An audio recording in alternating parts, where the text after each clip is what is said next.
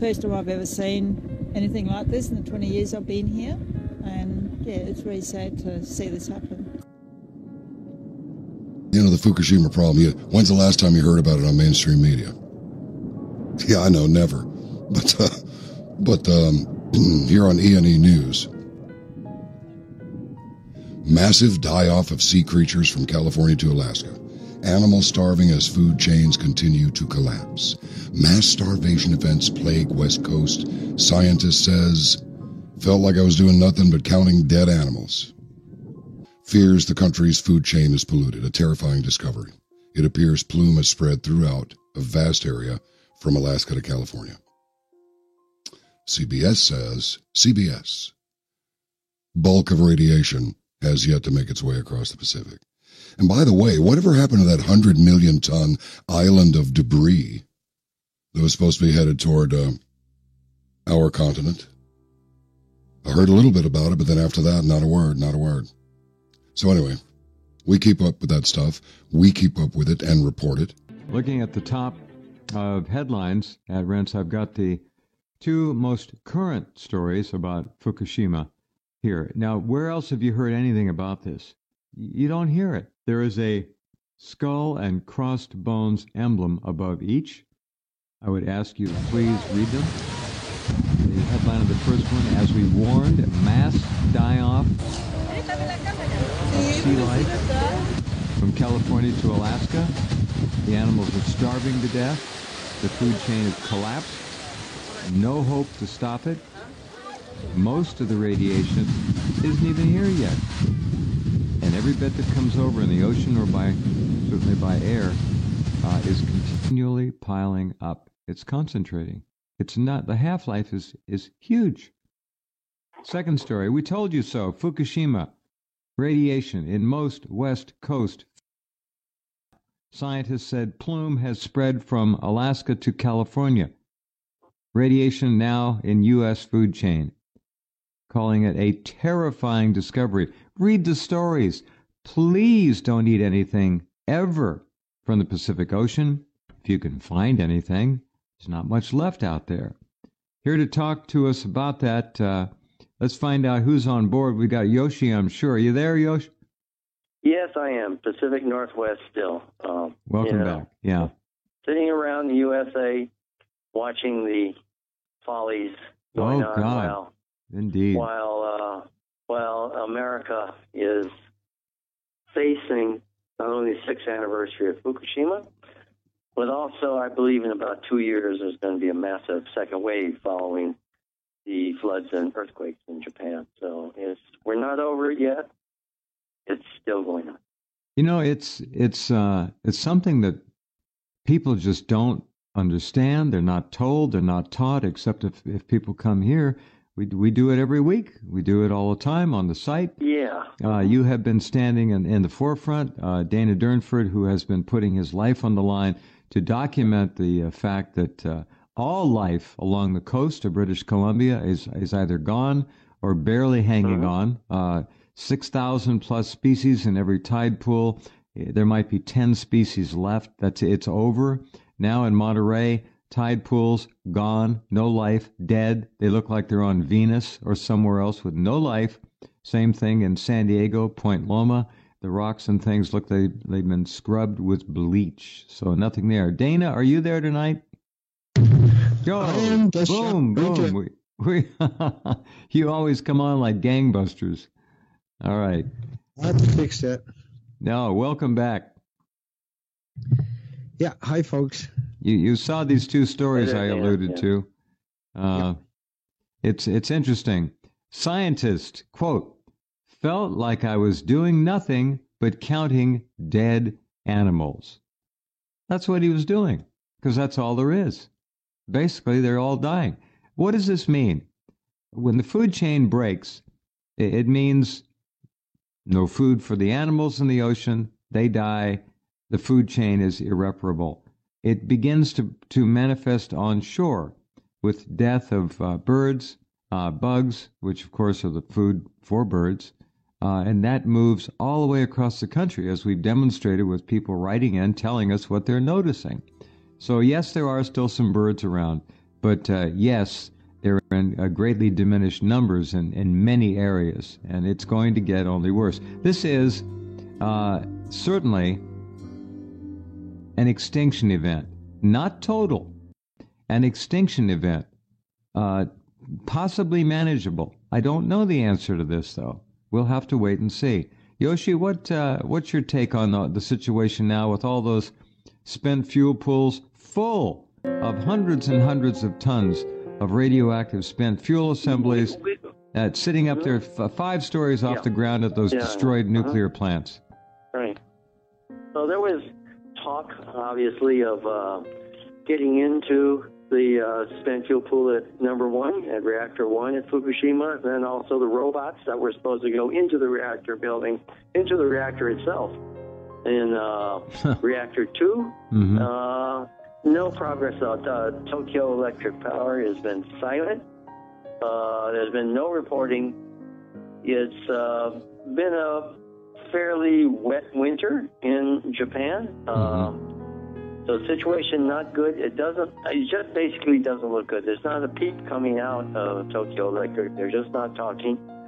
I'm not sure if they even have a game plan right now. Because I would think not, frankly. It seems that all work on, they removed the top of Reactor 1 to vent out the buildup of radioactivity in the air there. So we're basically getting nothing. And also, I think the other thing is, as the outgoing Obama administration in the USA, we're seeing not a comment on nuclear issues. We're seeing Indian Point, announcement that from Andrew Cuomo, the governor of New York, that the thing will be shut down finally after leaking into the Hudson River and affecting New York. Right. New York supply, the plant is just too old. But, the Department of Energy, EPA, these are federal organizations, and they're just really derelict. They're not saying anything. They're packing their bags. Thank God we've got a new EPA director who might give us a ray of hope, might be willing to listen. But, I think when we look back on the Obama administration, the events of 2011, when Lisa Jackson, she's a chemical engineer, she's a scientist, she was head of the EPA during Fukushima, personally went to California and ordered the disconnection and removal of radiation detectors. This has been just a terrible administration. Obama will be remembered for his absolute failure on nuclear policy, his alliance with General Electric, his clinging to the climate change theory when Fukushima was making havoc with the Antarctic, with the Pacific, with the North America. Now it's all of Asia now. And he tried to maintain a diversionary cover through this, a horrible record. And I really hope the Trump administration does everything it can to turn this around. We must get the truth first, and then we can come up with solutions. Well, we've got the truth. We've got the truth here. Dana, here's a story from the Press Democrat. Actually, Christmas Day. I'm going to pick it up in mid-sentence here. A symptom of widespread marine anomalies that have prevailed for the past 3 years, actually 5, threatening everything from seabirds and sea lions to treasured catches such as salmon and abalone. Quote, "The ocean is changing," said one glum crab fisherman aboard the vessel New Horizon. He said irregularity is starting to look like the new normal. Evidence of starvation in abalone populations prompted authorities to impose new restrictions in the sport abalone fishery next year, in this year, 2017, to limit the catch. The commercial red urchin fishery is suffering as well. Meanwhile, the commercial salmon harvest, California's most valuable ocean fishery, continues to suffer profoundly, with spawning populations reduced significantly. Mass starvation events have hit a spectrum of other West Coast marine wildlife, mostly due to the collapse of food chains, which is what we've been saying for years and years. Dana, it's not looking good. Yeah, you can see him out there saying global warming clobbers ocean life, other articles. And they're just going to lean into that one where they call it global warming. Oh, it's global warming, Dana, or whoever they're talking to. No one wants to address it. Everybody's terrified of saying radiation. There's no one out there will do it. And so if we don't do it, then nobody does it.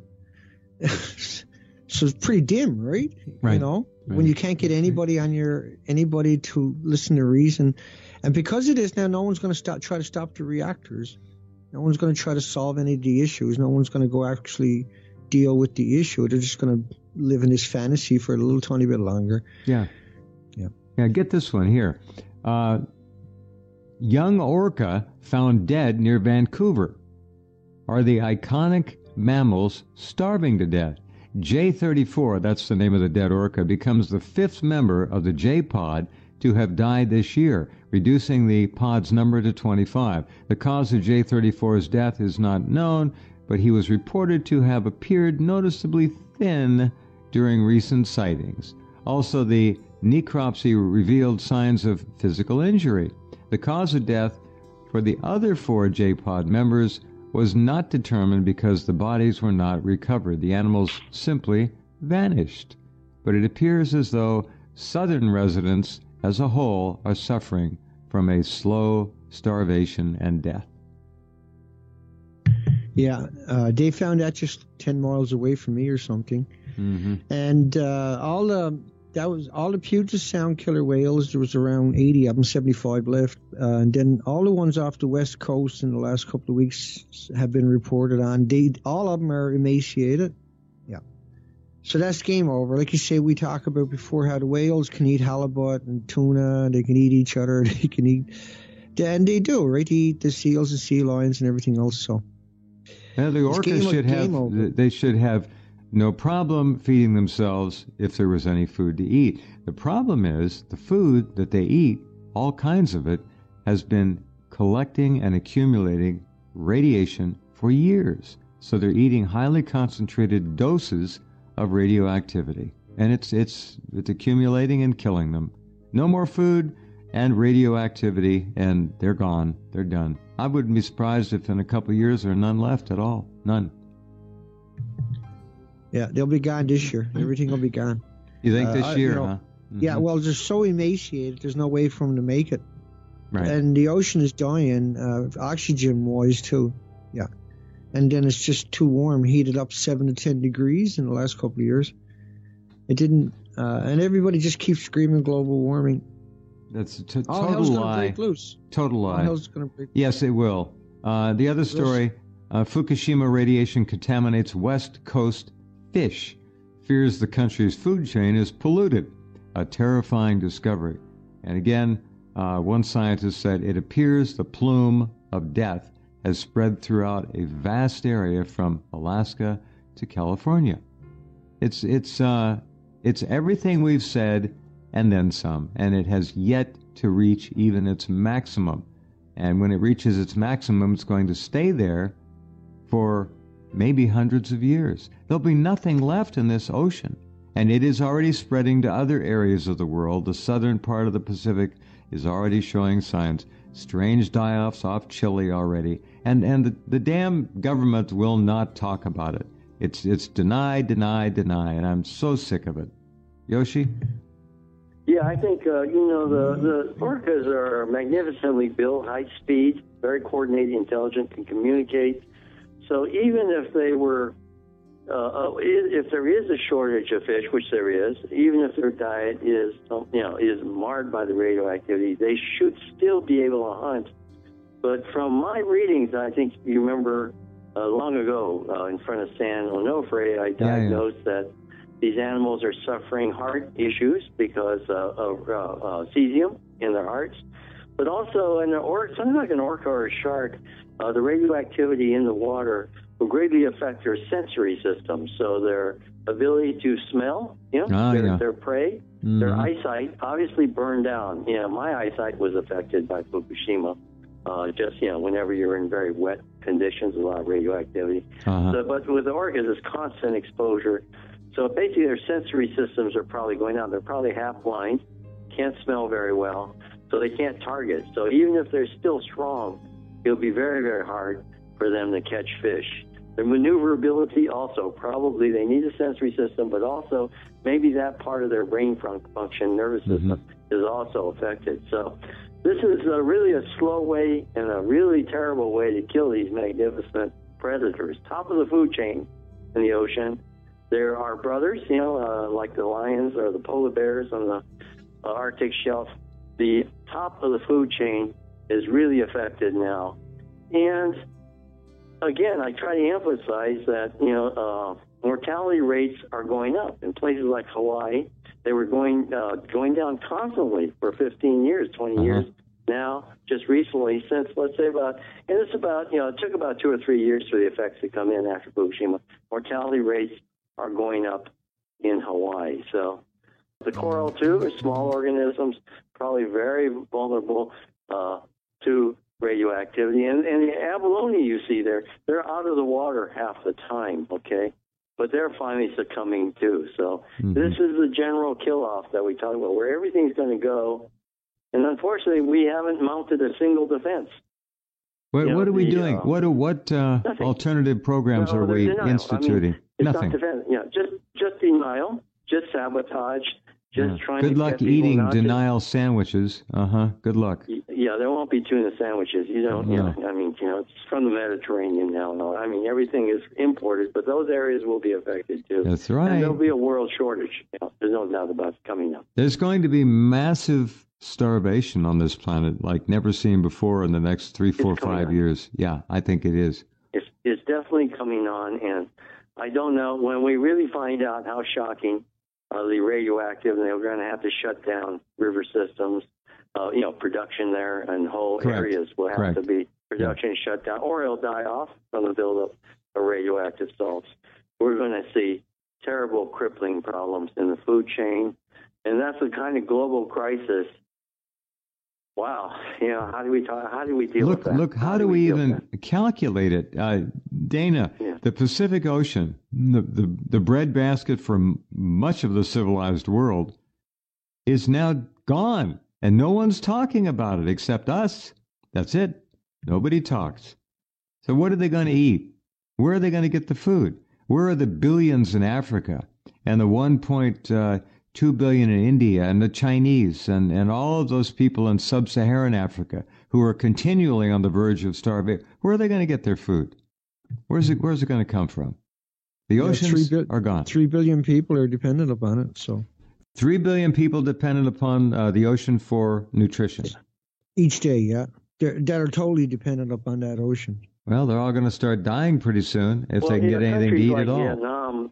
A country like Vietnam, when I fly over there, when I'm going across from Southeast Asia to the Chinese world, you can see these fleets of ships out there, squid boats with all their lights on down below. It's like Christmas lights. But now they've had these huge wash-ups of fish on their shores. They blame a steel plant, but as you know, I was a former steel worker. Yes. South was right there on Lake Michigan. There were fish washing up once in a while, but that was more due to the nuclear plants that release huge amounts of hot water, and also a lot of that was sometimes contaminated with tritium and all. That was more responsible. The steel mills are really a negligible impact. The steel heats up and it cools down. A lot of it just cools down in the atmosphere. So to blame a steel mill in Vietnam against the vastness of the Pacific, where the current flows pretty fast along those beaches, that's crazy. Fish were killed. Millions and millions of fish were killed twice or 3 times already, killed off for some other reason.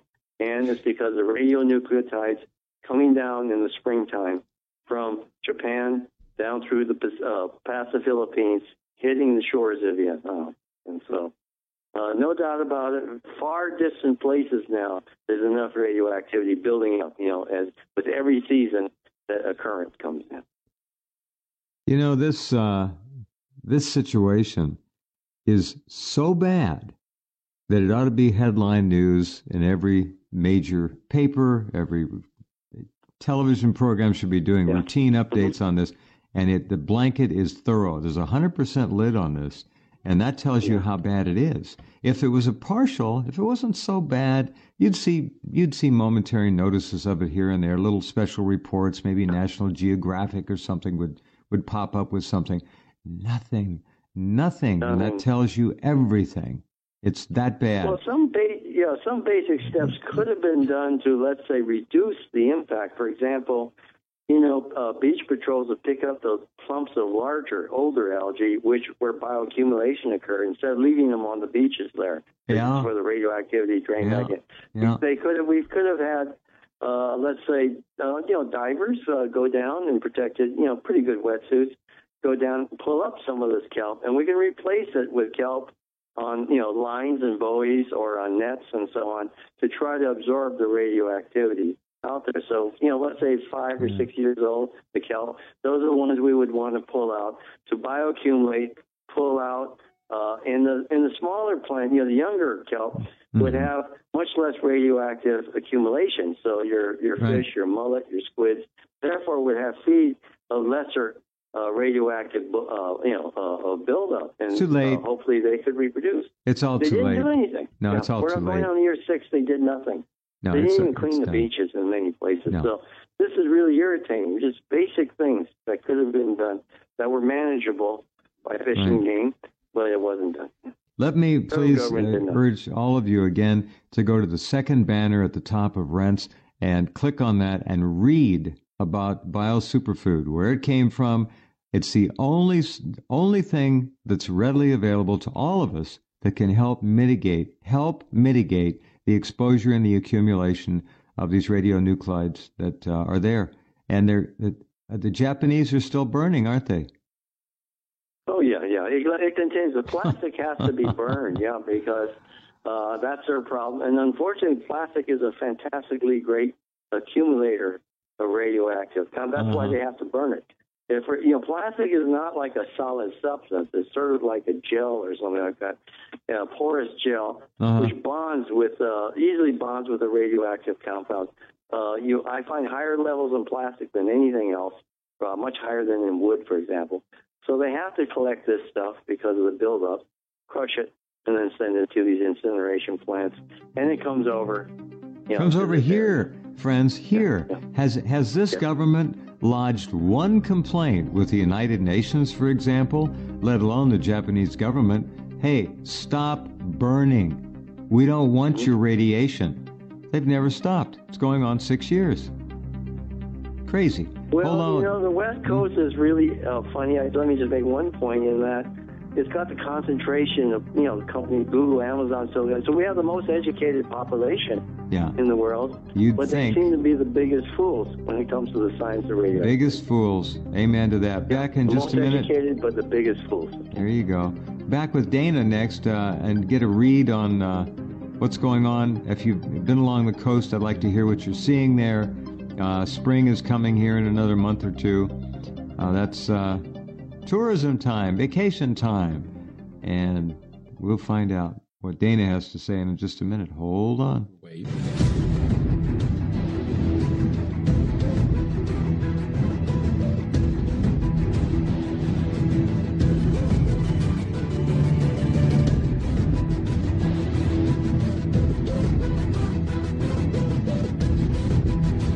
Okay, let's get right back to our third hour guests tonight, Yoshi and Dana. What's going on in BC? Now, tourism is huge there. Obviously, the talk of radioactivity is going to certainly impinge upon tourism just a little bit. What's going on up there? Are people just not talking about it? They've got to make a living. What's the springtime forecast look like? Well, this is Washington State, are you saying? Or? I'm talking about BC from Dana. What's he seeing up there? Either one. Yeah. Go ahead, Dana. Oh, BC. Yeah. Okay. Yeah, no, if you got a thought on it, Yoshi, go ahead. No, BC, British Columbia. That's what he's talking about. Yeah, Vancouver region. Yeah. This is a big BC, tourism British season Columbia. coming. It sounded like BC, but the West ski Coast. season is ski season there, right? Yeah. Yeah, West Coast of Canada for a lot of people, Pacific Ocean. Sure. And, tourist was really about seeing that marine species, those tidal zones. because the tide goes down twice a day, and it's easier than finding a boat and blah blah blah. Right. So that was huge, yeah. And there's nothing. It's so boring on that coastline. 2017, I've been out on the ocean 5 trips, but I basically ran dry. The coastline is so naked. I was out. You're still seeing some porpoise. You're still seeing the whales are still there, the bigger species. You'll still see some salmon out here. You probably still find some herring and squid along the coastline, and you might for another year or two. Who knows for sure how that's going to play out? No one expected to see the carnage in 6 years that we saw. It was inconceivable that we would see the majority of species wiped out, and we documented that the whole coastline, and that it's impossible to ignore the cancers and the diabetes and the illnesses and the autoimmune deficiencies, Alzheimer's, dementia, autism, heart, liver, lung, respiratory, pituitary, adrenaline gland. Great. Can you, Dana, I wanted, before I forget, if you run across anyone who is, and you must know zillions, a professional fisherman or fisherwoman, however it may be, working the boats, whether it be salmon, whether it be bottom fish, it doesn't matter.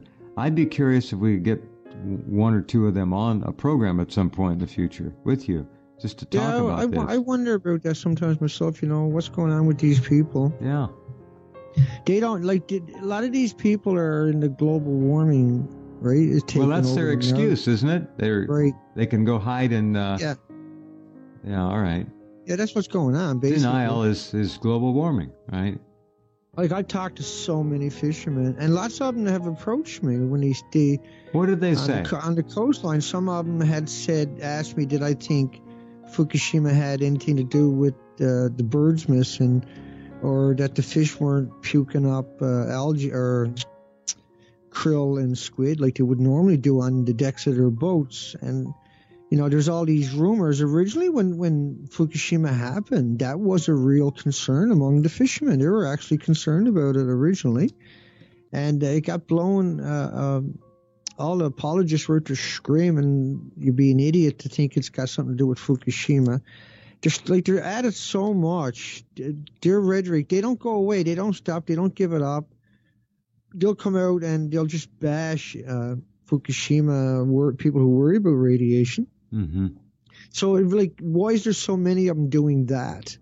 And so, there's so many of these questions where we done the coastline, we documented it and put it up at the website. We show the insects are gone, the birds are gone, the mammals, animals, and marine animals are all totally missing. Yeah. And ultimately, the whole coastline was stripped. And so then the repercussions for that is the death of the planet, basically.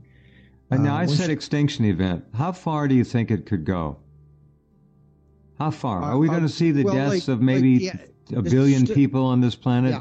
The studies on the animals show the animals, because there are only one monodispersal inhalation, when all the dogs would die within 5 years.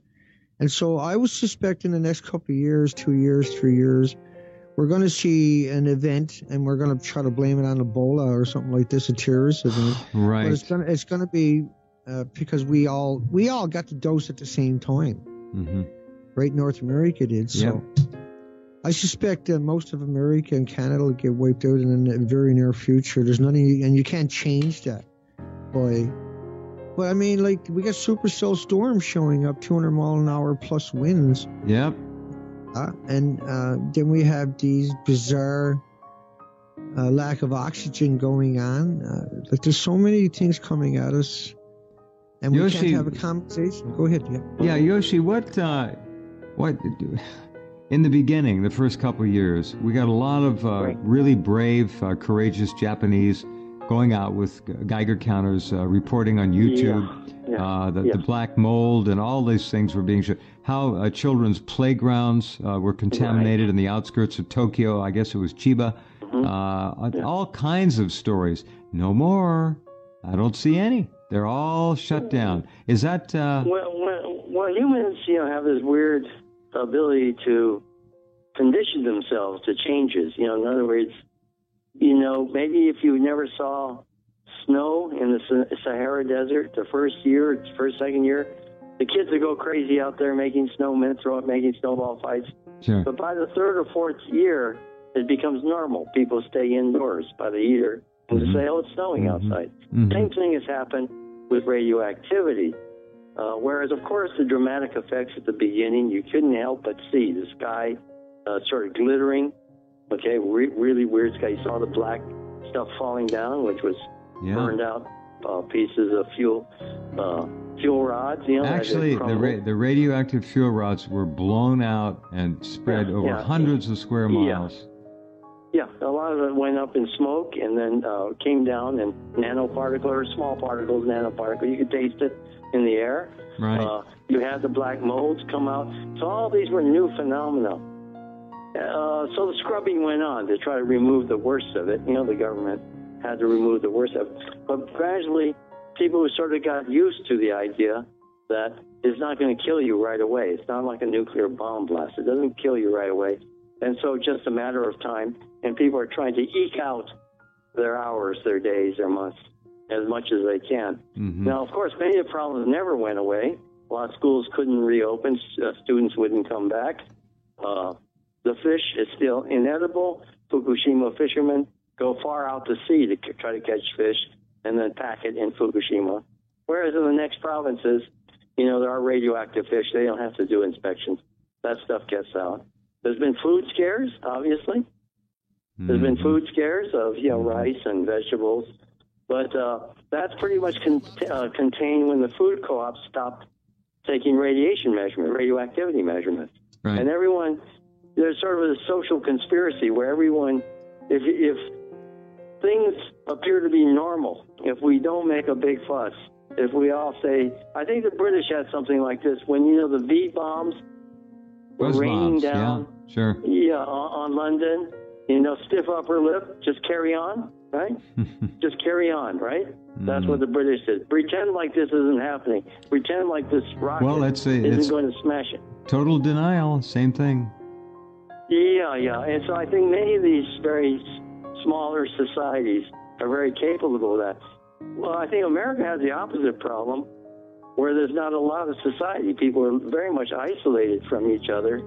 And so the conditioning is, well, there's been some changes, but life goes on. You know, it's a different philosophy I see on the American West Coast. As long as the supermarkets, we can go there. As long as, you know, we have gasoline. As long as, you know, as long as we have drugs, as long as we can party down, as long as we can go to the movies and whatever, rock concerts, sure, that's all it is. Well, they're much more isolated. You know, they'll get the movies over Netflix or so at home. So they tend to retreat. They tend to, if you notice there's a psychological retreat it's called going to ground, right? Yeah. Going to ground, yes. Just carry on. Look at the micro things. Look at the flowers that are blooming. Don't look at the plants that don't come out or plants that are weird looking that you have to destroy. So you destroy bags full of these weird plants that don't fruit or something that, you know. Right. But you are so happy with a few, you know, lettuce or whatever is growing in your backyard. And, you know, that. And never mind the butterflies, the birds. Oh, you know, you can get by without noticing. Oh, maybe they're there when I'm inside. Okay? You understand? This is an attitude of a very atomized society that copes with these disasters. And I think it's a great model if you're interested in the history of something like the Black Plague that hit Italy, you know, Europe in the 1300s. Right. How people just sort of froze. They didn't run off to the countryside. They stayed in towns as the bodies were piled up and you couldn't pass through the streets. That's what they did. You understand? Yeah. People got pinned down by the ordinary, the mundane, you know? Just we will carry on, a few bodies in the street. Well, that becomes normal after a while. And it doesn't bother well, you, people they become desensitized to almost anything with repetition. Yeah. Now, you want to talk a bit? You're going to try to go back to D.C. I think in February. Yeah, I hope to get to D.C. I was going to go to the inauguration because that's a big news event for people in Asia. I could have sold the story in Hong Kong, you know, in Malaysia and so on.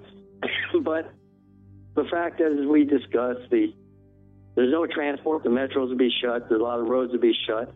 I'd have to walk miles from where I'm staying Quite to literally. get to the site and walk miles. Yeah, it would just be impossible. And then and I knew the press center would be hopeless because the West Wing too small. They moved the press center out of the White House. So I would just be watching, everyone there would be watching TV and getting press releases. And reread. And that's about it. Sure, that just would be rewriting and rereading their news. You watch C-SPAN. And so you go all the way there to watch C-SPAN. That's exactly right. That's right. They'll kick you out, and then you have to walk for 3 hours or so to get back to where you're going. And you also risk, being assaulted by angry easy protesters and released from prison, flown into D.C., and they'll be given top treatment, nice places to stay, and all that, budgets and all that by the Soros organization. So we have this crazy, crazy situation. It's never happened. I don't think it's happened in modern times where it creates a gridlock where it prevents us, let's say, from advocating the importance of, let's say, dealing with the Fukushima crisis, having a strong EPA leader, developing some policies and solutions, which I had hoped we could do, right? And then also informing the public.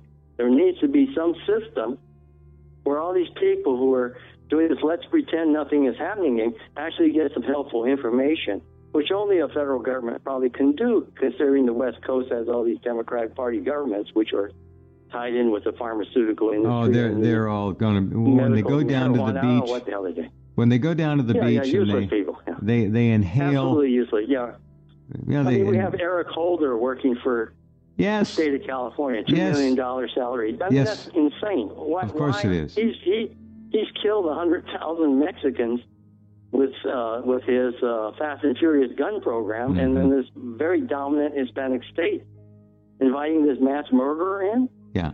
Jerry Brown should hang his head in shame. Jerry Brown is a criminal. He's not just Governor Moonbeam. He ends his career also as a total criminal by bringing Holder in, which is all delay tactics, which is preventing us to get the country back on track, to stop the neglect, address the pressing problems that have to be dealt with in the economy, with medical care, health care, and I suppose public health. He's been very slow picking the people who will, let's say the Department of Energy chief, so I think he's very serious about this, but, not being able, all the sabotage comes with a great cost, and I'm afraid a lot of those people are going to regret what they did, what they're going to do. They're going to regret this, but, I'm sorry, we're not going to be there to help as much, because they're trying to push us out of the game.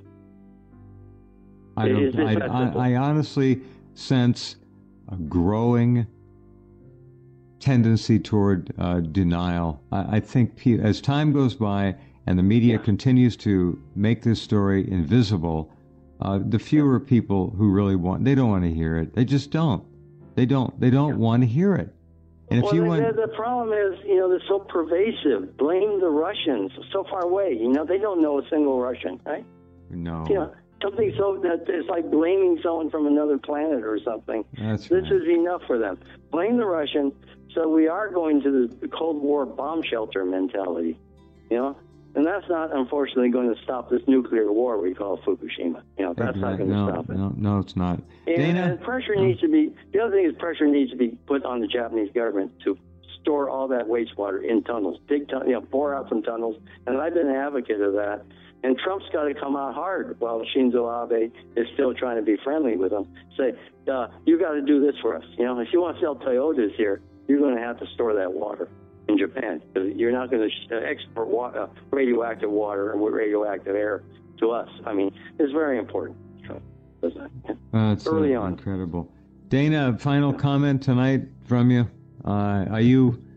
There's nothing. I hate to say this, but there's really nothing to be optimistic about here. This is just a bad story, and it's destined to get worse.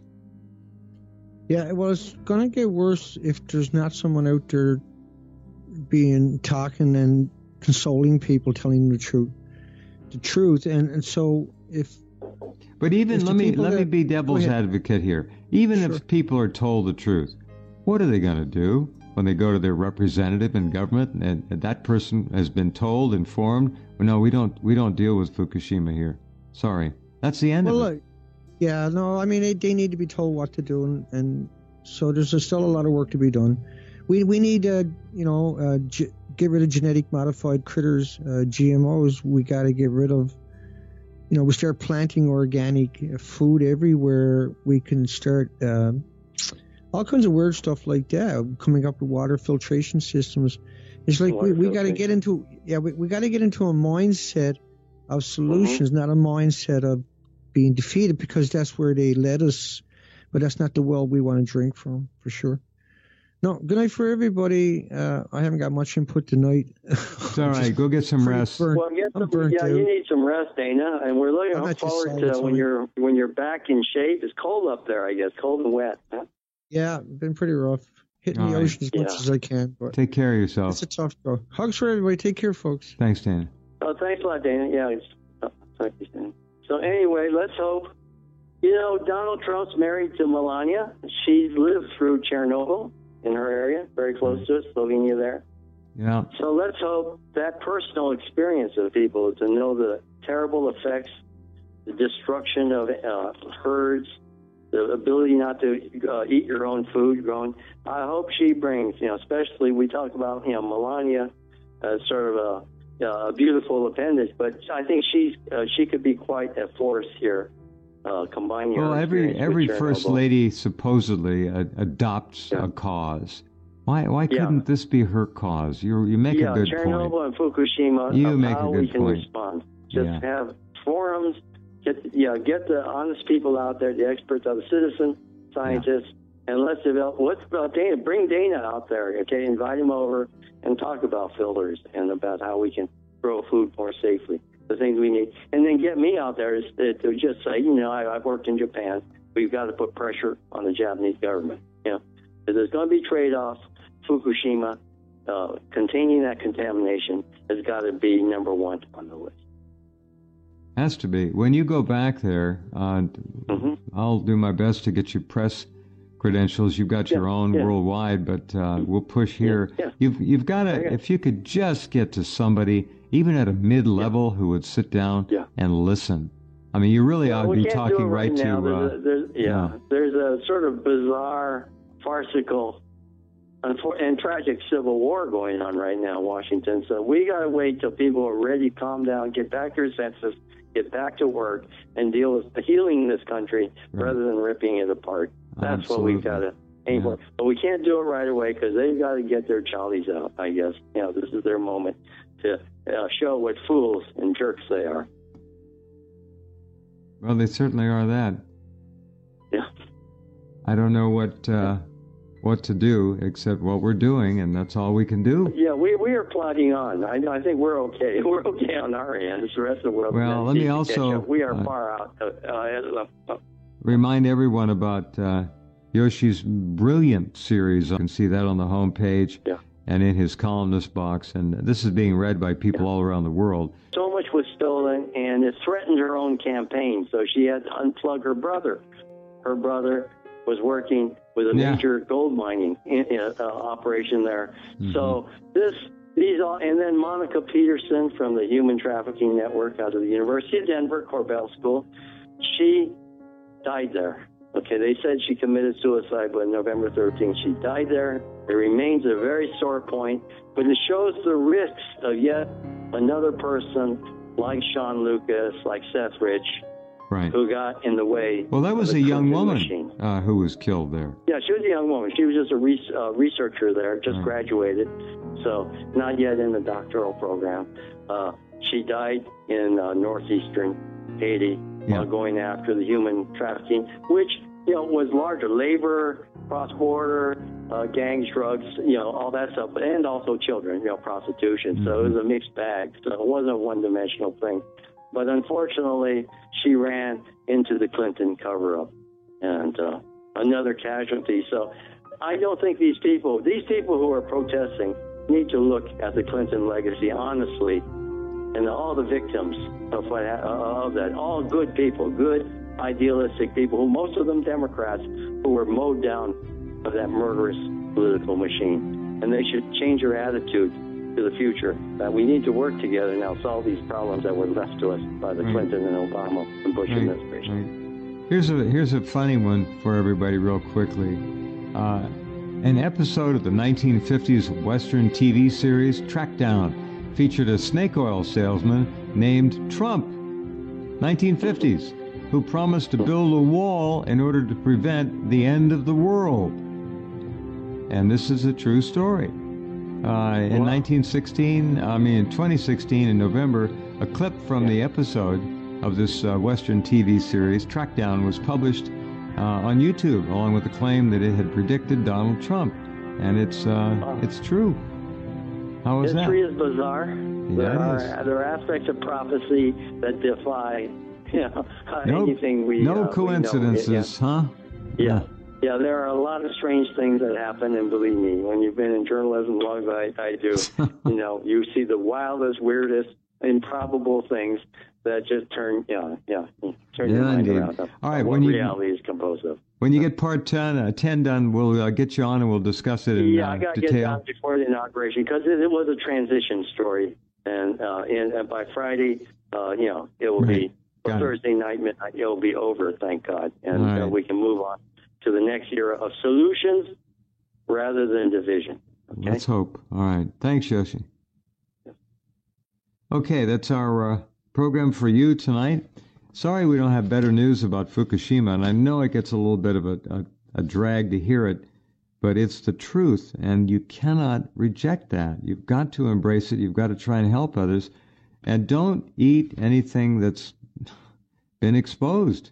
Keep it simple. You say, well, it's just a little bit, it won't hurt me. Oh, yes, it will. Low-level radioactive exposure is something you don't want anything to do with. All right, remember, bio superfood every day. Talk to you tomorrow night. Take care.